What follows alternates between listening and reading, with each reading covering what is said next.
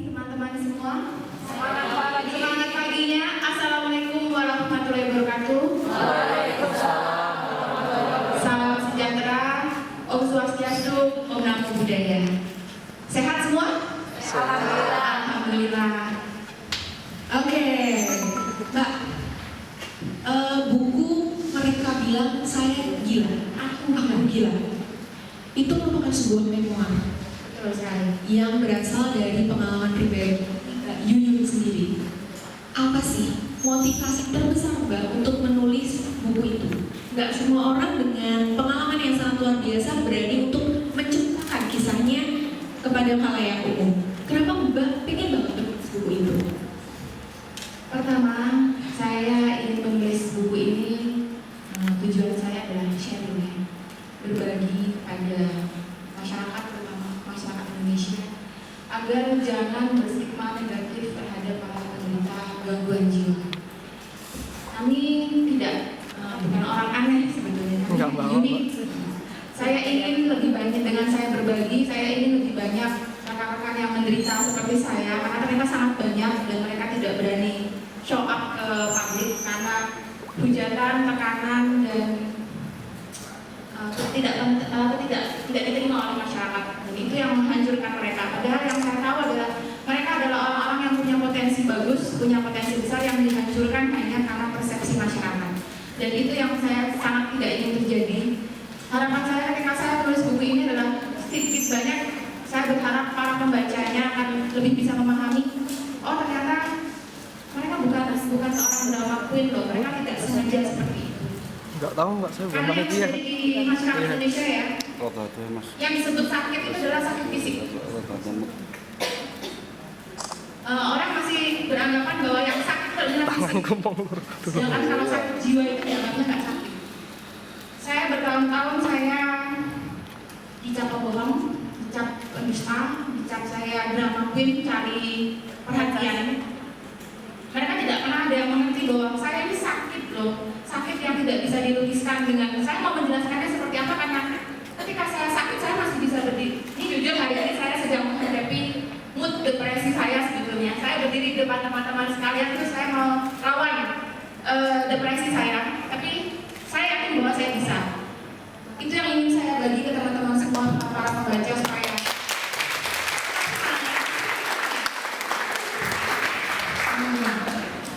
pertama kali Mbak tahu bahwa itu bipolar, itu bagaimana ceritanya? Saya bertahun-tahun saya sakit tanpa tahu saya sakit apa. Jadi saya sudah merasakan ketidaknyamanan dari usia dini, mungkin sekitar 9 sampai 10 tahun usia saya waktu itu. Saya sudah mengalami halusinasi, saya sudah mengalami delusi, saya sudah bermimpi buruk, saya mengalami gangguan tidur, gangguan berhubungan sosial dengan orang lain, tapi saya tidak pernah tahu kenapa. Baru setelah ketika saya menghadapi kekerasan dalam rumah tangga, itu saya mulai mengalami sakit secara fisik. Jadi kalau mungkin dari istilah psikologisnya psikosomatik ya, Pak Ayu. Saat itulah saya mulai keluar masuk rumah sakit dan dokter tidak pernah bisa mendiagnosa secara jelas saya itu sebetulnya sakit apa sih, kenapa saya sering. Saya bisa dalam satu hari saya bisa pingsan sampai 36 kali tanpa sebab. Saya pernah pingsan di atas motor sampai kaki saya patah, dan saya sering sesak nafas sampai perlu dibantu dengan oksigen. Saya pernah koma 3 hari, dan itu dokter nggak pernah tahu, nggak pernah bisa memberikan saya penjelasan. Sehingga pada tahun 2011, ketika tiba-tiba saya mengalami amnesia pendek, saya mulai lupa, saya mengalami paranoid akut, saya takut bertemu orang, saya tidak mengenali anak saya sendiri. Saat itulah saya bilang saya harus mencari pertolongan. Saya datang seorang diri ke psikiater atas kemauan saya sendiri karena saya bilang sama Tuhan, Tuhan saya mau hidup. Saya seorang single parent, saya tidak punya keluarga, saya tidak punya siapa-siapa dalam hidup saya, tapi saya punya seorang anak. Karena cinta saya pada anak saya harus membesarkan anak saya. Karena itu saya cari pertolongan. Saat itulah saya datang ke rumah sakit yang pertama. Waktu itu saya didiagnosa skizofrenia. Tapi dokter sendiri itu dokter Rani dari rumah sakit Wirasaban sendiri tekanan-tekanan itu. Adakah orang yang menolong atau adakah metode khusus yang mungkin bisa dibagikan kepada teman-teman yang ada di sini?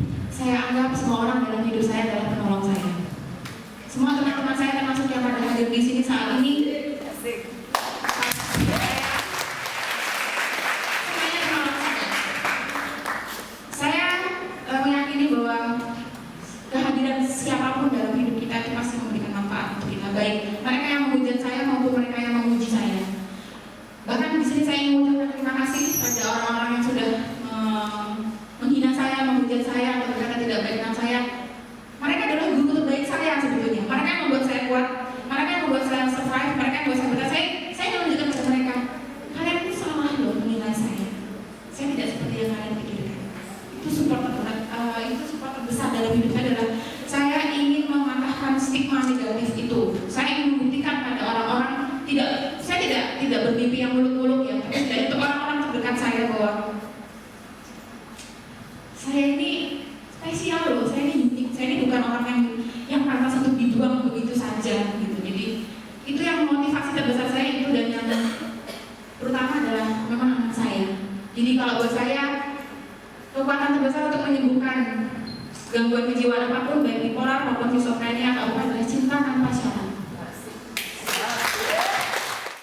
Luar biasa. Waktu saya diberi obat-obatan untuk skizofrenia, tapi saya sendiri tidak merasa terbantu oleh obat-obatan itu. Kemudian selama 1 bulan atau 2 bulan kemudian, saya mengalami fase depresi yang sangat dalam, sehingga saya pagi itu saya SMS-in semua teman-teman saya, ada nggak yang tahu psikiater? Saya mau cari psikiater lain. Akhirnya dari seorang teman SMP saya yang bilang dokter, dia merujuk dokter saya, psikiater dokter Wahyudi yang sekarang jadi kepala rumah sakit di Natuna Riau. Saya ke sana 5 jam saya bertemu beliau, dan akhirnya saya dapat vonis. Tepuk tangan dulu untuk Kisha. Setelah mengetahui Mbak mengidap bipolar, apa yang Mbak rasakan? Lebih lega kah, atau malah makin panik kah, atau bagaimana? Jujur saya merasa lebih lega. Setidaknya saya punya penjelasan untuk diri saya sendiri. Saya punya penjelasan kepada dunia terutama bahwa saya ternyata sakit, saya tidak gila. Walaupun mungkin banyak orang menganggap saya gila, tapi saya tidak gila, saya hanya unik. Saya menganggap diri saya unik, saya menganggap diri saya spesial. Tuhan memberikan saya penyakit ini atau apapun namanya, gangguan atau penyakit, bukan tanpa sebabnya. Saya yakin ada hikmah di balik semua ini, dan saya percaya sekali bahwa Tuhan punya misi tersendiri untuk saya, agar saya belajar lebih banyak tentang hidup, belajar tahun 2012, karena kebetulan ketika fase saya sedang drop sekali, waktu itu memang saya sering kehilangan, saya sempat mengalami kehilangan kepribadian saya, jadi saya berubah menjadi anak kecil. Saya tidak ingat siapa-siapa, saya tidak ingat, bahkan saya tidak kenal anak saya sendiri. Saya memutuskan memasukkan anak saya di pesantren. Saya masukkan anak saya di pesantren 1 tahun. Saat itu anak saya marah, dia merasa kenapa sih mama buang Clara. Baru ketika akhirnya setelah setahun dia Clara udah nggak tahan di pesantren, mau pulang, saya jelaskan kepada Clara bahwa mama ini sakit, dan akhirnya anak saya baca buku saya, dan anak saya ikut membantu menyiarkan tentang bipolar kepada teman-teman dan guru-gurunya di sekolah. Mohon maaf, akhirnya anak saya yang sekali datang, tapi karena dia tidak bisa izin dari sekolah, jadi dia tidak hadir. Tapi anak saya adalah salah seorang satu-satunya caregiver saya. Itu sangat untuk seorang anak yang luar biasa, yang dibesarkan oleh seorang ibu yang luar biasa juga. Nah, tadi sempat disinggung stigma negatif terhadap penderita bipolar. Mungkin bisa diceritakan apa perlakuan atau mungkin hal-hal yang menjadi suatu ganjalan ketika bertemu dengan masyarakat umum. Luar biasa sekali ya penghujatan terhadap saya, yang bahkan sampai detik hari ini masih saya alami di kantor. Bahkan saya rasa setelah saya menulis buku saya, ketika saya mengakui pada dunia bahwa saya seorang bipolar, hujatannya semakin besar, tekanan semakin berat, karena saya dibuang oleh keluarga saya, gara-gara buku saya mau dituntut di pengadilan oleh dimeja-mejakan oleh keluarga saya karena dianggap saya membuka aib keluarga. Tapi it's okay, nggak ada yang salah untuk suatu kebenaran, jadi saya tidak takut dengan itu. Saya tuh dia apa ya, kalau di kantor tuh antara saya sendiri juga bingung ya, antara dikucilkan tapi saya juga dibutuhkan. Saya seorang MC, jadi saya pada acara di kantor saya jadi MC, saya selalu jadi panitia setiap acara di kantor, tapi di sisi lain mereka tuh melihat saya seperti melihat makhluk aneh, dan mereka selalu membicarakan semua yang saya lakukan. Bahkan setiap update status saya baik, makanya ketika akhirnya saya memutuskan untuk berhenti dari media sosial adalah karena saya trauma dengan media sosial, kecuali sekarang ini hanya sampai seperti itu. Karena saya sendiri tidak tahu, saya yang sangat sedihkan adalah saya punya prestasi yang, kalau saya boleh sedikit bangga, saya punya prestasi yang cukup membanggakan. mungkin kinerja saya lebih baik daripada teman-teman saya yang normal. Tapi semua teman-teman saya mengatakan bahwa saya mendapatkan prestasi itu, mendapatkan semua itu karena tanda kutip. Ini yang sangat saya sedihkan karena orang tidak pernah melihat siapa saya yang sebenarnya. Tapi bisa juga saya berulang kembali seperti itu ketika saya jatuh dalam beberapa hari yang lalu saya sempat membunuh diri lagi. Beberapa hari yang lalu saya kehilangan kontrol. Saya sudah mau minum obat-obatan, tapi waktu saya menangis, saya bilang, kamu sudah bertahan hampir 39 tahun, mau menyerah lagi?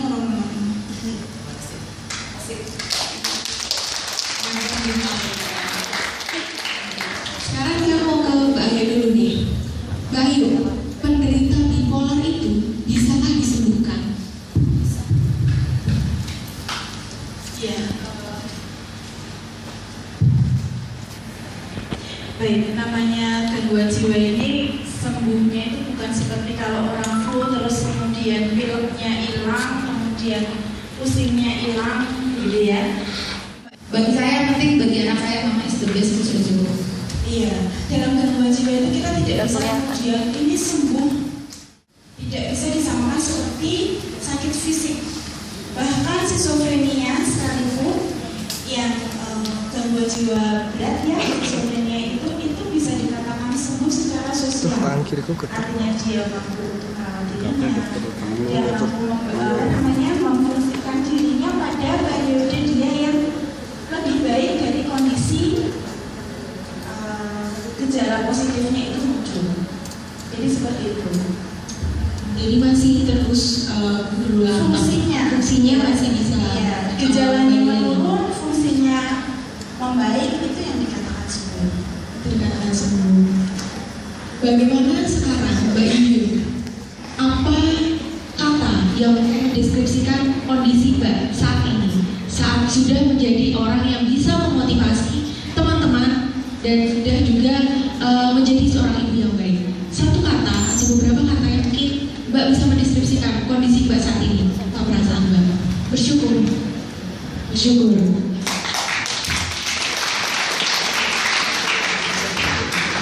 Di sini saya melihat bahwa Mbak Yu ini nggak sedih memakai kaos I'm popular because I'm unique. Ini teman-teman dari mana ini sebenarnya Mbak? Ini adalah rekan-rekan saya tercinta. Kebetulan saya sedikit share ya. Salah satu cara saya menyembuhkan diri saya adalah dengan membantu orang lain. Dan salah satu medianya adalah saya seorang tarot reader. Jadi saya membantu, ya saya tidak tahu dalam segi psikologi, mungkin kalau di luar negeri setahu saya tarot sudah mulai saya sebagai salah satu media konseling. Setelah buku saya terbit, banyak sekali orang datang kepada saya dari seluruh Indonesia yang curhat kepada saya, dan saya mencoba, karena saya tahu tidak semua orang bisa seperti saya mengeluarkan isi hati, berbicara dengan baik. Banyak orang-orang yang terkendala dari segi komunikasi, dan itu tarot merupakan salah satu media bagi saya untuk menggali masalah mereka apa. Dan ini teman-teman saya yang kebetulan memakai kaos yang sama dengan saya adalah sesama tarot leader. Mas Fit menjadi seorang caregiver di Peran, dan beliau juga seorang tarot leader. Jadi kebetulan kami bertemu dalam satu komunitas.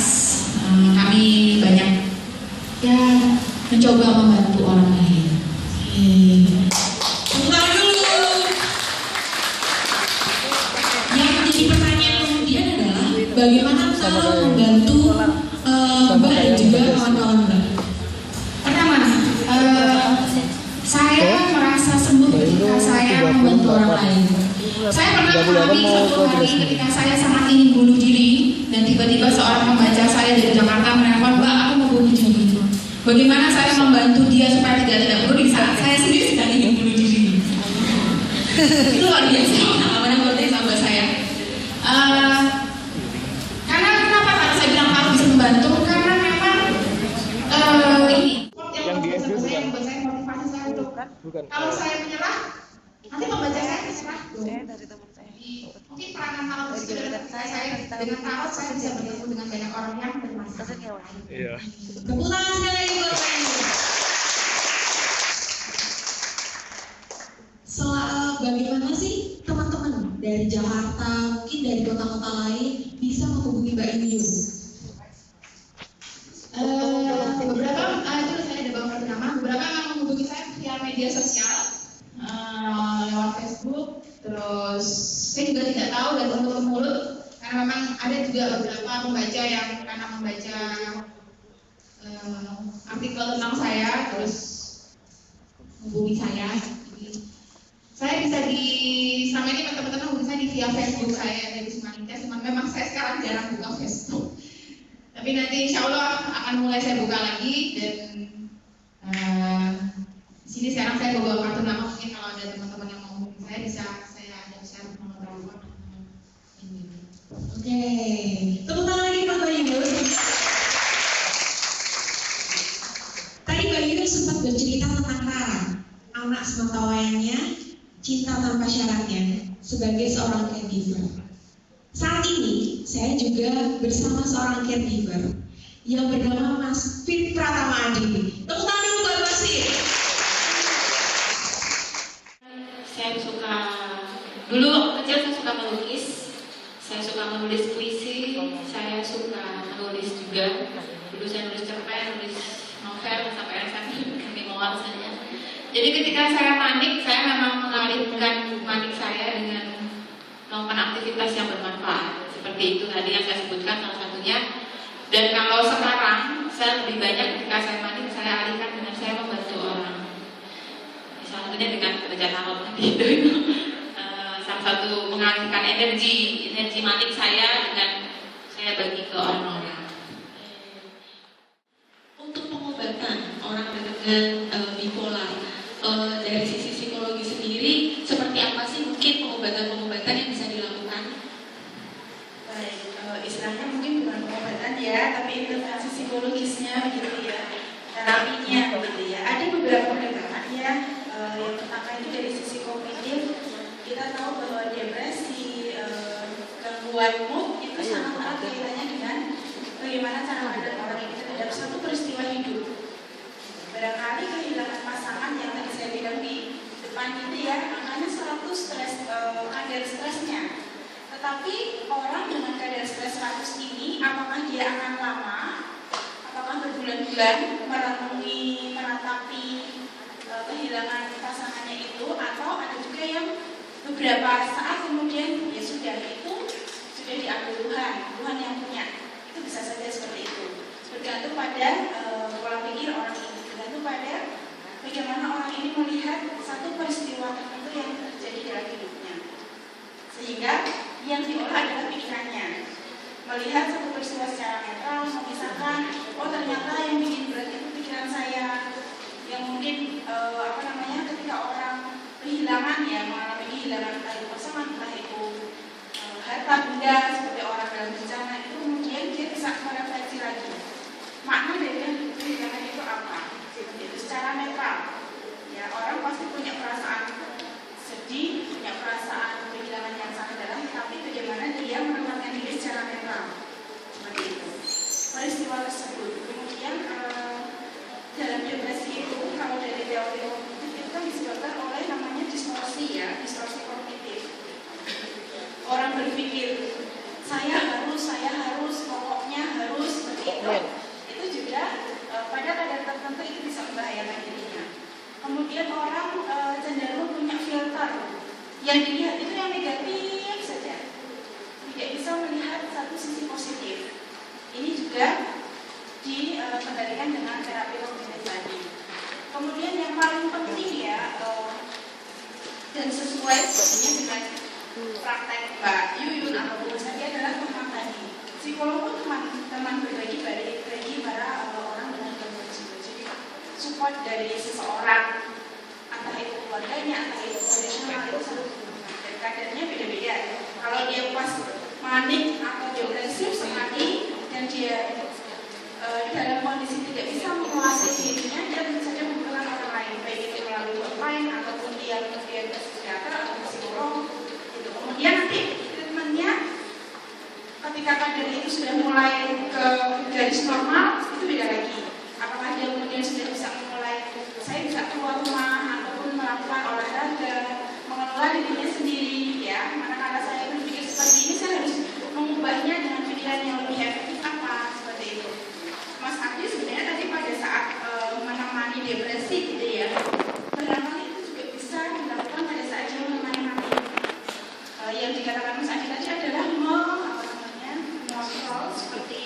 malaikat yang harus memerem gitu ya. Itu kan sebenarnya kalau dalam psikologi adalah membuat orang ini berpikir kembali, ya Kak, realistis Kak, kemudian secara konkret apa. Nah ini salah satu dari proses kognitif yang sebaiknya dilakukan pada orang-orang dengan gangguan jiwa. Tidak semua gangguan jiwa dengan kognitif, tapi pada depresi, bipolar ini sangat erat kaitannya dengan kognitif. Seperti itu antara lain gitu ya. Untuk Mbak Yuyun, tadi sempat diceritakan bahwa Mbak Yuyun sempat minum obat ya waktu ketika masih didiagnosa skizofrenia. Untuk ketika Mbak Yuyun sudah tahu bahwa Mbak Yuyun adalah bipolar, apakah Mbak masih harus meminum obat-obatan atau bagaimana yang dilakukan? Mungkin yang akan saya sampaikan bisa ditentang oleh psikiater ya. Karena kalau kita pergi ke psikiater memang pasti diarahkan untuk mengkonsumsi pengobatan secara medis. Saya sendiri termasuk orang yang menentangnya. Jujur, saya 28 tahun hidup dengan bipolar dan saya hanya minum obat 3 bulan. Baru 3 hari yang lalu, ketika saya 2 minggu ini saya mengalami amnesia kembali. Saya mengalami depresi yang lumayan kembali. Saya sempat jadi anak-anak kembali dan kemarin saya sempat ke dokter saya kembali ya. Beliau menyarankan saya harus minum obat lagi.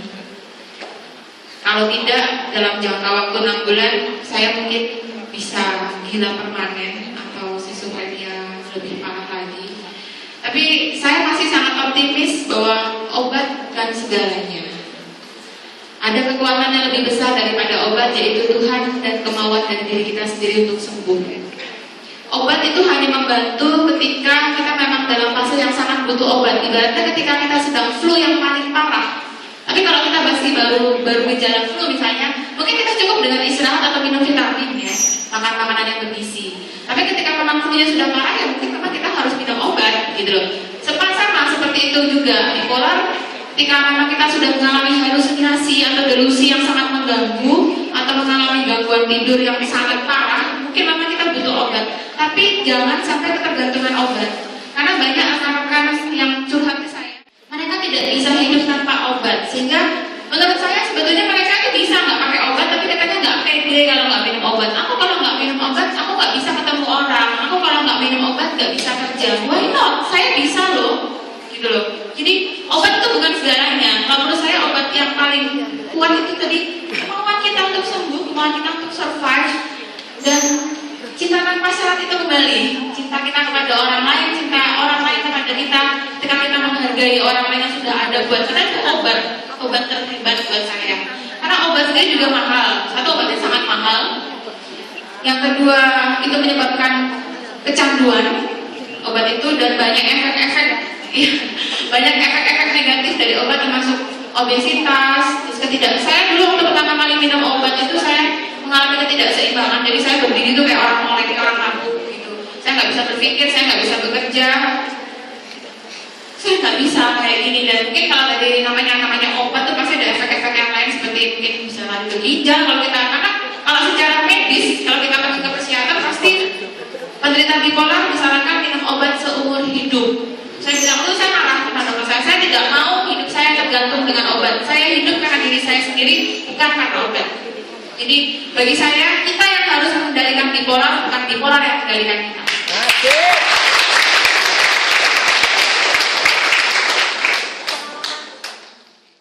kalau Mbak Yuyun sendiri, kalau saya atau mungkin teman-teman saya atau mungkin keluarga saya bipolar, apa yang harus kami lakukan? Karena saya sendiri bipolar ya, dan sudah saya lakukan, saya akan membantu sebisa saya. Mungkin agak sedikit berbeda dengan Mas Fit ya. Kalau saya memang, terutama saya ingin memotivasi, ayo aku bisa bangkit. Jadi karena penyembuhan bipolar memang tidak mudah, jadi itu butuh waktu bertahun-tahun. Yang penting adalah bagaimana supaya saudara saya atau siapa keluarga saya itu dia tidak tergantung pada siapapun. Jadi saya ingin mengajak ODB itu untuk lebih mandiri. Jadi tidak tergantung pada caregiver, jangan mentang-mentang punya caregiver terus apa caregivernya misalnya, atau tidak tergantung dengan obat. Jadi kita bisa menyembuhkan diri kita sendiri. Itu yang ingin saya lakukan kalau seandainya saya punya keluarga dan tidak hanya terbatas keluarga sih, karena memang sudah saya lakukan kepada teman-teman semua. Teman-teman yang ada di sini boleh bertanya kepada ketiga narasumber kita yang luar biasa. Oke, untuk sesi pertama saya akan meminta 3 orang penanya dulu. Habis itu nanti langsung dijawab oleh narasumber yang ada di sini. Assalamualaikum warahmatullahi wabarakatuh. Perkenalkan, nama saya Yulita. Saya dari Fakultas Agama Islam, Prodi Komunikasi dan Konseling Islam Universitas Muhammadiyah di Jakarta. Di sini saya mau tanya dengan Mbak Ayu, tapi 3 pertanyaan. Nggak tahu nih kenapa di. Yang pertama, bagaimana caranya kita mengidentifikasi diri kita sendiri bahwa kita mengidap sakit bipolar tanpa harus ke psikiater atau psikolog? Ada nggak caranya? Yang kedua, buat Mbak Yuyun dan Mas Fik juga dijawab. Ketika seorang ODB itu merasa dikucilkan dengan alasan perilaku ODB yang aneh, padahal kita tuh merasa normal-normal aja ya, dan dia tuh dibilang nyebelin lah, alay, lebay sendiri, kemudian kesepian, dan rasanya kematian itu ada di depan mata, dan akhirnya menyakiti diri dia sendiri. Apakah dibenarkan ODB mengamuk dan memaki teman-teman dia sendiri yang sebenarnya mereka tuh nggak ngerti siapa sih ODB sebenarnya, because just look from one side. Asik.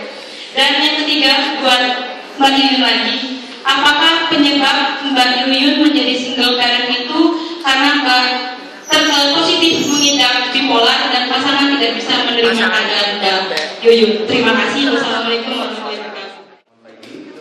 Nama saya Adi. Biasa aja. Saya termasuk dari temannya Mbak Yuyun. Kebetulan juga baru secara sah dan yakin dan divonis bipolar. Sudah datang ke psikiater sendiri. Dan saya menjadikan keterangan bunga belum ada ya. Lucunya adalah ketika mendengar dari sebenarnya untuk ke psikolognya, saya penasaran juga sebenarnya. Ketika saya waktu itu saya ke Sarjito, saya ambil tes, setelah itu saya konsul dan sudah tahu resultnya.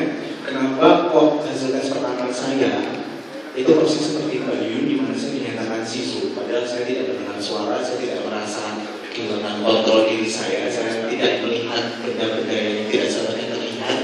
Dan itu setelah konsultasi terus dirawat menjadi bipolar. Dan kebetulan saya pakai psycho, jadi bisa sedih, bisa semua gitu. Nah itu aja sebenarnya penasaran apa si judul nanti menuju ke situ, atau apakah gejalanya sama, atau apakah itu cuma kebetulan salah diagnosa seperti itu. Oke, terima kasih. Tepuk tangan dulu. Assalamualaikum warahmatullahi wabarakatuh. Sebenarnya nama saya Lala, saya dari Fakultas Psikologi UGM.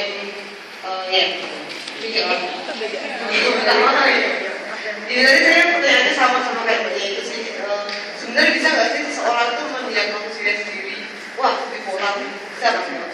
Kemudian Mbak Yuyun ini lebih sering mana?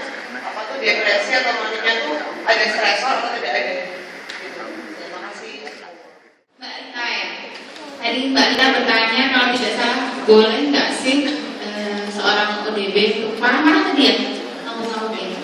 Kalau kita bicara secara sudut pandang persepsi orang normal ya nggak boleh. Tapi kembali lagi, ketika seorang ODB sampai marah sama orang lain, itu dia luar kontrol. Jadi makanya sangat penting bagi kita pengetahuan, bagi teman-teman, bagi semuanya untuk tahu ODB itu bipolar itu apa sih, biar bisa lebih memahami supaya tidak memberikan stresor sehingga yang membuat ODB itu jadi ngamuk-ngamuk. Karena saya banyak berteman dengan ODB, kami itu sebenarnya tidak mungkin marah tanpa sebab. Mungkin Wicak juga tahu ya, Adi siapa namanya Wicak. Tidak mungkin marah tanpa sebab. Jadi semua itu ada penyebabnya. Jadi kalau tiba-tiba dia marah tanpa sebab itu bukan dari karena dia bipolar ya. Tapi pasti ada sebabnya gitu. Saya rasa semua orang normal pun bisa marah, semua kan ada sebabnya. Itu yang pertama. Yang kedua, apakah kegagalan pernikahan saya ada hubungannya dengan bipolar? Ini pertanyaan yang agak berat, yang agak dalam. Mungkin Mbak belum baca buku saya, tapi mungkin dari beberapa teman yang sudah baca buku saya. Saya tidak hanya sekali menikah. Sebetulnya saya tidak ingin membela diri saya. Jadi pernikahan pertama saya mengalami KDRT. Jadi saya dipukulin, saya pernah mau dimarang, saya segala macam, intinya seperti itu. Yang kedua, bahkan sampai sekarang saya masih harus membayar utang dari mantan suami saya. Saya yang bayar, bedanya kabur, saya kehilangan rumah, saya kehilangan semua dalam hidup saya.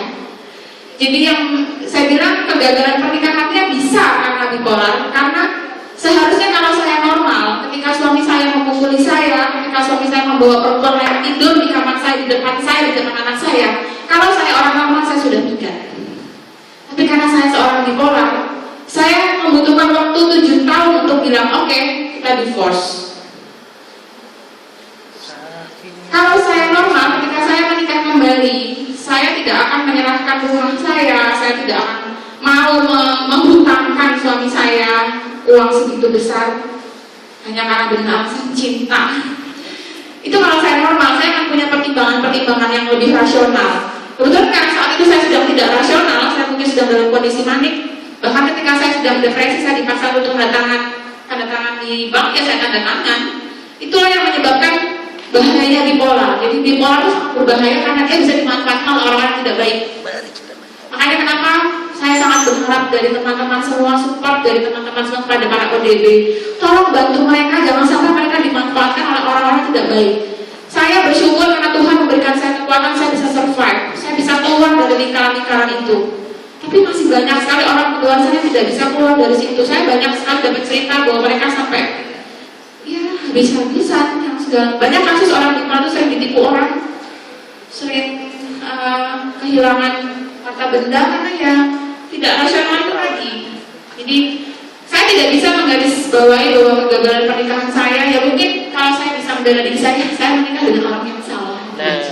Tapi saya percaya bahwa Tuhan menggariskan saya harus mengalami itu semua, itu yang untuk membuat saya lebih kuat supaya saya bisa ada di sini sharing dengan teman-teman semua. Saya bukan orang biasa dengan kasus-kasus yang biasa. Jadi itu yang selalu membuat saya oke, terima kasih Tuhan atas ujiannya, kamu buatku menjadi orang yang lebih baik lagi hari ini dibanding kemarin.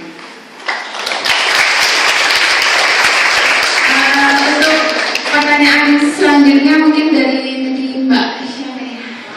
Mbak Lala ya? Apakah ada stresornya ya? Semua ada stresornya, ini mungkin bisa saya jelasin bahwa memang lebih sering stresor itu ketika fase depresi ya. Kalau nanti mungkin jarang ada stresornya kayak itu otomatis gitu loh. Tapi kalau depresi itu cenderung memang lebih banyak karena stresor. Jadi semakin besar stresor ya semakin dalam fase depresinya gitu loh. Makanya kayak psikiater saya juga mengatakan saya ini susah sekali karena hidup saya ini sebenarnya stresor semua, terutama di kantor, dengan kehidupan perekonomian saya yang masih harus membayar hutang dari kesalahan-kesalahan saya di masa lalu, itu stresor semua. Jadi memang bagi keluarga dari ODB atau yang orang nanti yang berminat menjadi caregiver, tolonglah bantu para ODB itu supaya tidak terlalu depresi ketika harus menghadapi stresor. Karena kita kan tidak mungkin yang hidup tanpa masalah, hidup itu pasti ada masalah. Tapi bagaimana kita menyikapi stresor itu supaya kita tidak jatuh lebih dalam lagi gitu. Jadi memang seperti dikatakan Mas Fit tadi ya, ketika kita maniknya bagaimana caranya supaya manik itu tidak terlalu tinggi, jadi agak digodeli gitu ya Mas Fikanya itu. Karena ketika kita maniknya terlalu tinggi, nanti depresinya juga pasti akan dalam banget. Jadi ibaratnya kalau tadi digambarkan oleh Mbak Ayu, gelombang ini adalah bagaimana supaya gelombangnya tidak terlalu tinggi. Jadi mungkin agak melandai begini. Terus mungkin sebetulnya bukan kapasitas saya untuk menjawab ya Mas Vika. Tapi mungkin saya sedikit tahu nanti saya cuma kenapa saya sendiri juga mempelajari kenapa saya sempat mendiagnosa schizophrenia. Itu karena memang penampakan klinis schizophrenia dengan bipolar itu beda-beda tipis 11-12. Terus apa lagi ya Pak?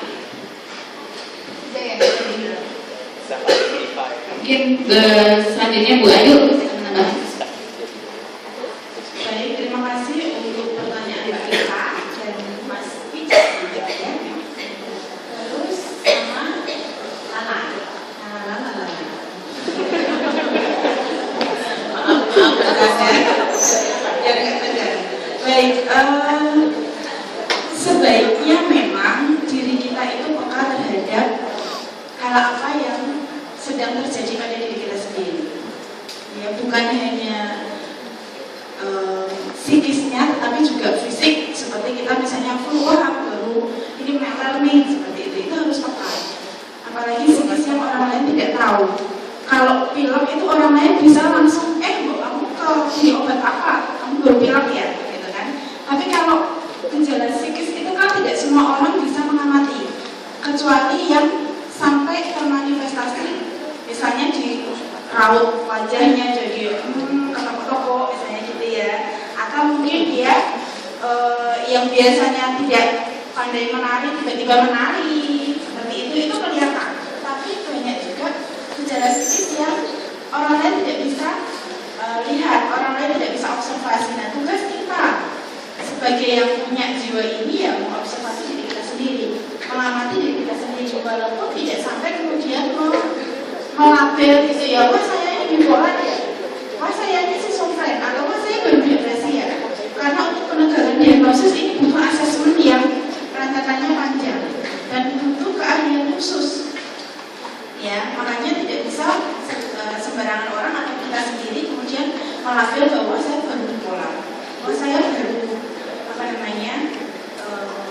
seperti itu, kecuali ODP yang memang sudah benar-benar dia tadi mendapatkan penjelasan dari dokter, sudah ada informasi bahwa ini gejala-gejala ketika kamu panik, ini gejala-gejala ketika kamu sedang depresi, seperti itu. Jadi sangat bagus kalau kita bisa mendeteksi secara dini apa yang terjadi dalam diri kita sendiri, tanpa harus ada kewajiban untuk mendiagnosis dan melabel diri sendiri itu. Jangan terjebak pada label ya, karena sebenarnya diagnosis ini adalah membantu ahli untuk menentukan intervensi yang tepat itu apa.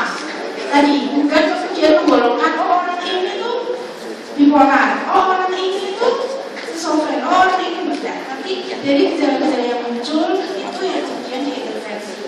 Ya, jangan terjebak pada diagnosis. Kemudian nanti kalau kita terjebak pada diagnosis itu jadi apa ya? Kan saya sedang bipolar, gitu ya. Kan saya, ya bisa paham ya seperti itu. Atau mungkin kita juga menjadi sulit untuk keluar dari keadaan fase-fase itu tadi. Misalnya saja, ya wajar kalau habis ujian nilainya E, wajar kalau sedih. Tidak kemudian, waduh saya ini sedih banget ya, apa saja, saya bipolar. Gitu ya, jadi satu peristiwa, satu rentetan stresor itu punya reaksi psikologis yang tersendiri. Ada kehilangan, dia merasa sedih, itu wajar. Ada sesuatu peristiwa yang menggembirakan, misalnya apa? Ulang tahun kita biasanya merasa senang, wajar, ya kan? Tetapi tidak kemudian yang kadarnya berlebih dan durasinya sangat panjang. Itu yang membedakan batas normal ataupun sudah abnormal.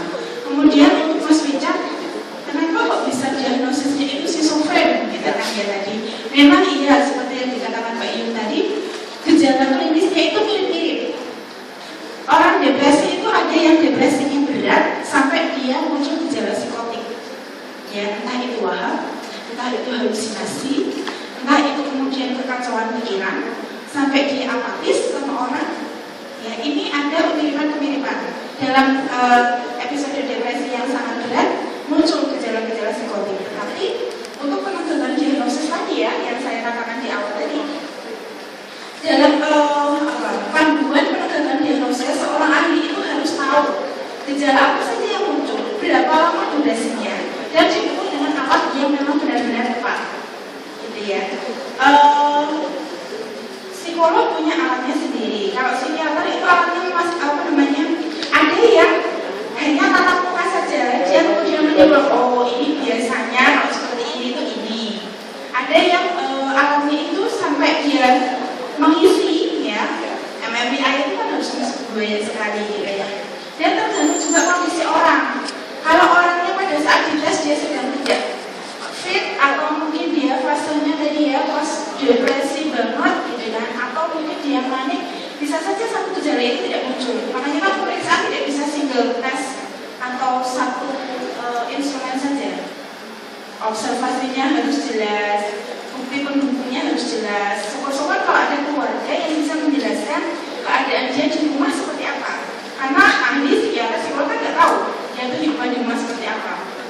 Seperti itu. Jadi kemungkinan itu bisa saja terjadi karena ada gejala-gejala klinis yang mirip, dan tadi mungkin sumber datanya itu tidak lengkap, itu juga bisa. Kemudian Lala tadi tanya apa ya? Oh ya, sudah ya tadi ya. Iya, jadi diagnosis ya serahkan pada ahlinya. Tapi kita perlu mengamati diri kita sendiri dan jujur, ya, jujur. Kalau kita merasa sedih, ya, oke, saya sedang sedih. Nanti pada saat pemeriksaan pun juga harus diungkapkan seperti itu, saya sedang sedih dong, atau bu, atau siapa, ya. Jadi supaya orang ini paham dalam pemeriksaan, berikan skala 0 sampai 10, kamu sedihnya ada di mana? Itu akan sangat membantu pada saat menentukan diagnosis. Luar biasa dari narasumber kita. Sekarang saya akan membuka pertanyaan sesi 2. Mbak yang tadi Mbak yang belakang sendiri 1, kemudian panitia mungkin bisa bantu pilih. Bapak silakan. Mungkin masih yang di belakang sendiri. Mungkin kalau misalnya nanti masih ada hal-hal yang perlu ditanyakan ketika narasumber kita, bagaimana? Boleh.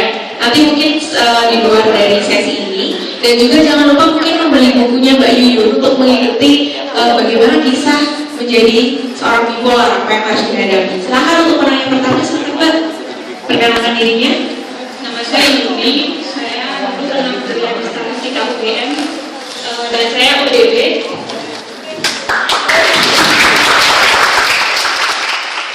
Itu saya habis lulus saya lalu kerja dan sering merasa bosan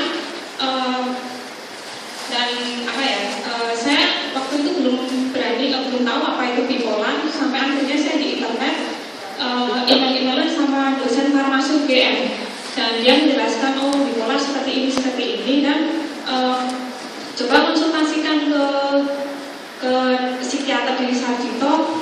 Butuh waktu 5 bulan untuk saya meyakinkan diri karena saya sudah takut seperti apa itu bipolar, dan waktu itu saya dikasih obat dan setahun kemudian saya langsung putus obat. Kemudian seminggu kemarin saya datang ke rumah sakit lagi dan saya malah dikasih obat tambahan sebanyak 3 kali dan harus sebulan sekali kontrol. Pertanyaan saya, ada nggak sih kayak lifestyle atau apa segala macam yang untuk menggantikan obat-obatan dari psikiater itu? Karena saya juga tahu dari buku-buku yang saya baca itu efek sampingnya itu sangat banyak sekali. Terima kasih.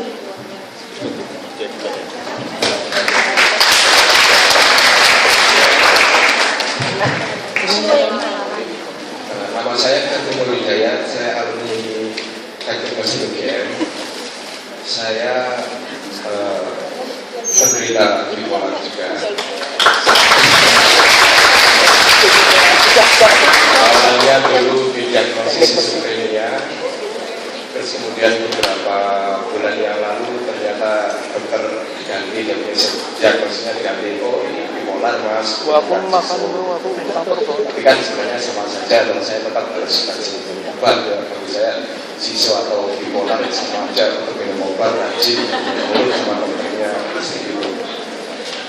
Yang jadi permasalahan buat saya yang mengganjal itu ketika saya lulus, kemudian saya bekerja, terus kemudian relapse keluar, lalu kerja lagi, relapse keluar lagi, begitu terus. Akhirnya kan saya sedih, saya mesti bagaimana bersikap seperti ini.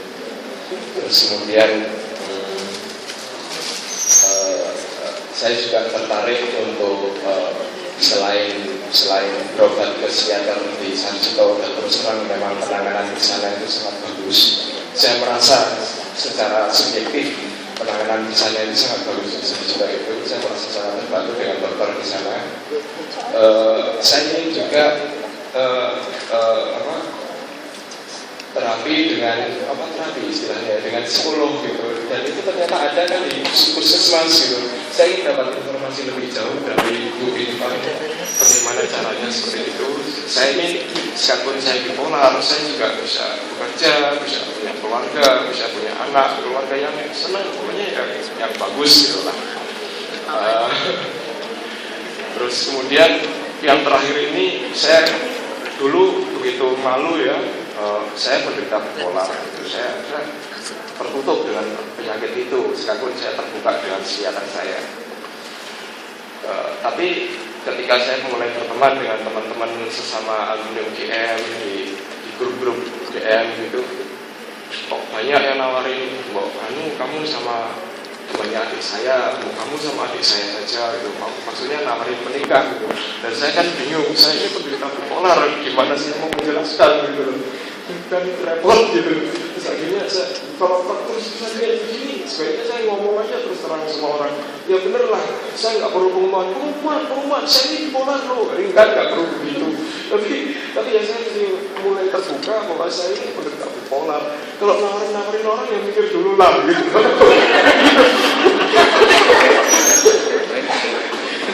Saya kira bisa aja. Terima kasih.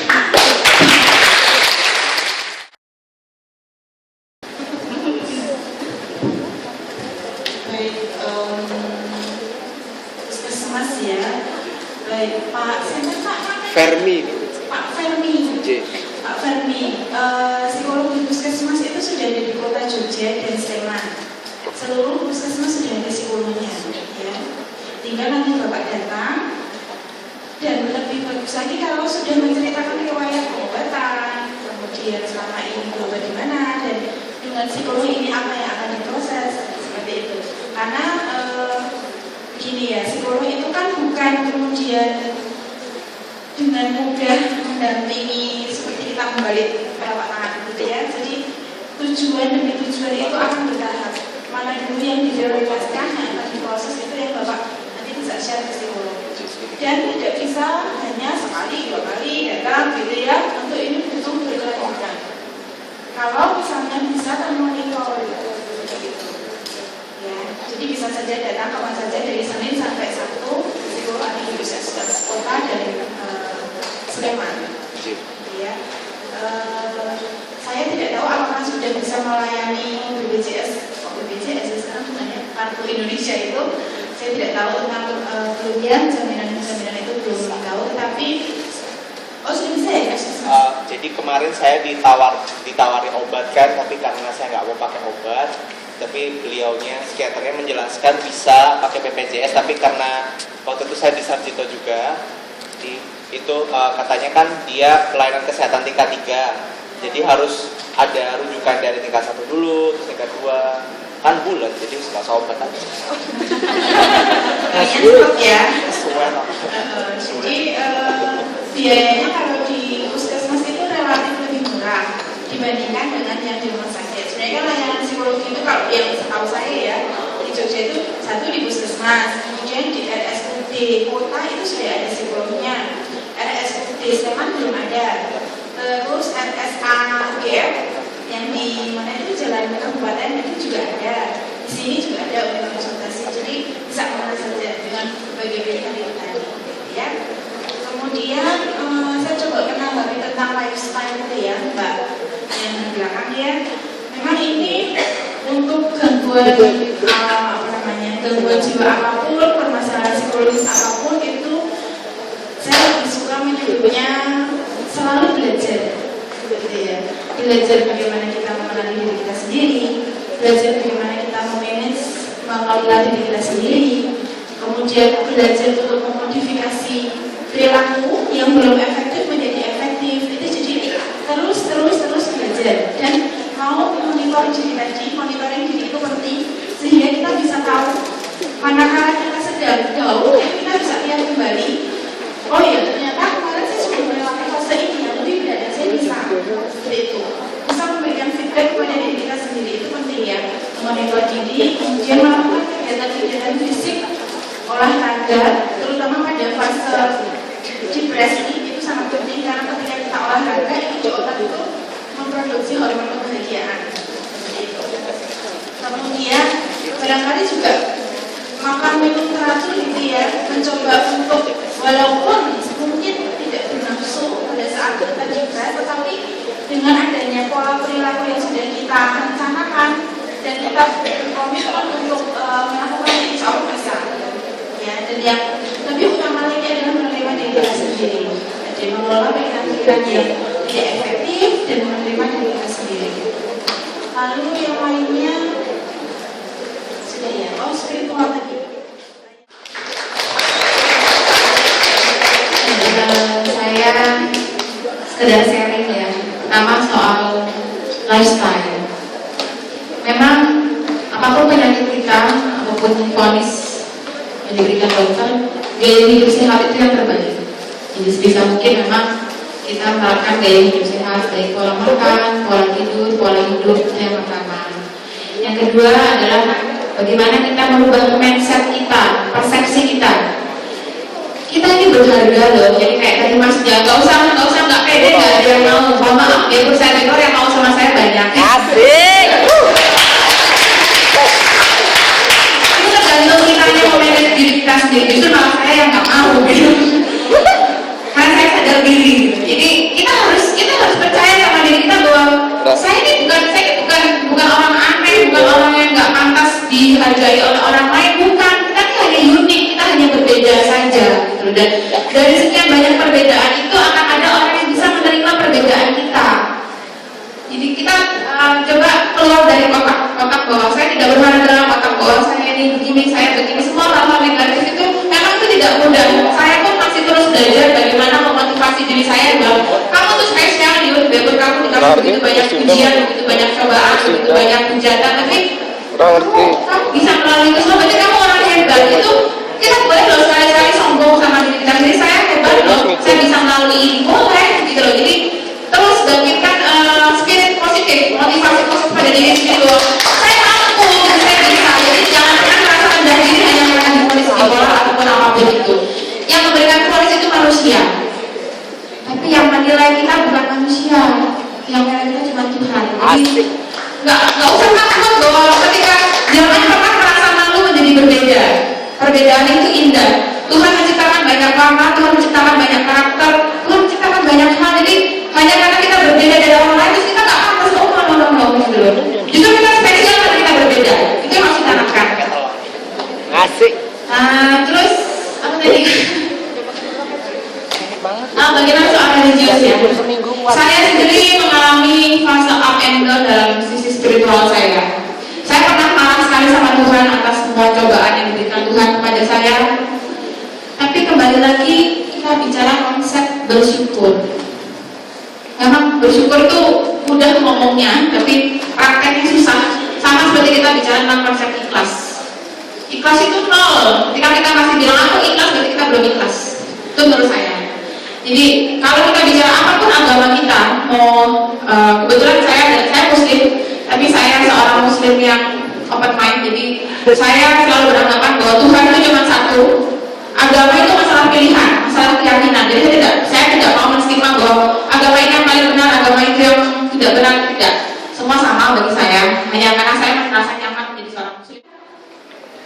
Tuhan itu menciptakan kita dengan sangat luar biasa, dan itu patut kita syukur. Kita masih bisa bernafas, kita masih bisa hidup, kita punya orang-orang yang mencintai kita, itu luar biasa. Coba saya ingin melihat saya misalnya, saya nggak punya siapa-siapa, tapi saya sempat, kenapa anda kalian yang masih punya orang tua, masih punya keluarga, masih punya kekasih, kenapa masih merasa?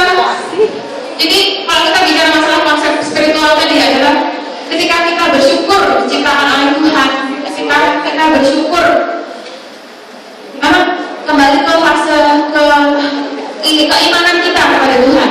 Kita yakin bahwa Tuhan itu menciptakan kita dengan sangat luar biasa, bahwa kita ini berhak hidup jadi lebih baik, bahwa kita punya tanggung jawab, bahwa Tuhan menciptakan kita untuk suatu misi tertentu, entah itu menjadi contoh untuk orang lain, atau untuk kita survive, untuk kita bisa menghargai semua yang diberikan sama Tuhan kepada kita. Itu kalau kita bicara dari sisi spiritual. Jadi apakah saya sering menghadapi banyak teman-teman ODB yang datang kepada saya, Mbak, ketika saya divonis bipolar, saya dibilang gila, saya diruqyah.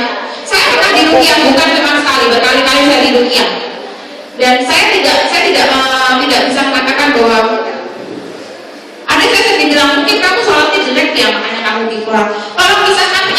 doa dengan keimanan. Bukan jaminan bahwa orang yang melakukan ibadah dengan baik dia nggak sakit jiwa. Kita lihat loh banyak loh haji yang sakit, mohon maaf perilakunya. Jadi itu yang harus kita lepaskan dari stigma masyarakat bahwa ketika kamu diberi ujian yang berat, ketika hidup kamu dikasih penyakit yang luar biasa segala macam itu karena Tuhan nggak sayang sama kamu, karena kamu ini tidak beriman, karena kamu tidak melakukan ritual ibadah. Tolong lepaskan konteks itu dulu.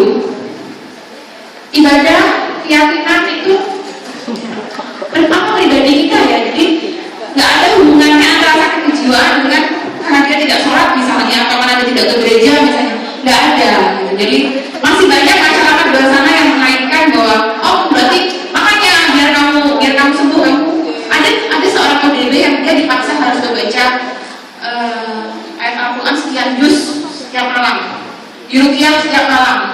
Saya bukannya menentang ya, cuman bagaimana ya, namanya orang lagi sakit dipaksa baca seperti itu, yang tambah sakit dan tambah depresi, tambah stres. Kalau kita mau mengajak seorang terapi dari sudut agama, dari sudut spiritual, itu adalah mereka ketika mereka sedang dalam tahap yang sudah mulai normal.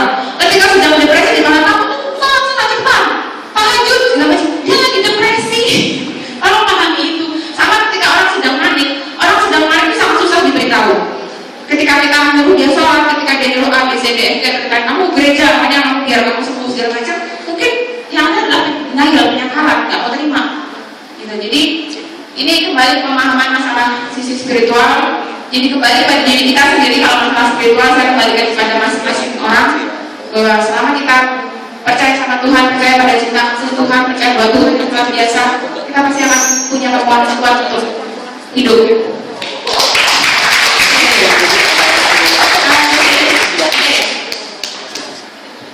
Oke. Oh sudah Mbak? Oke.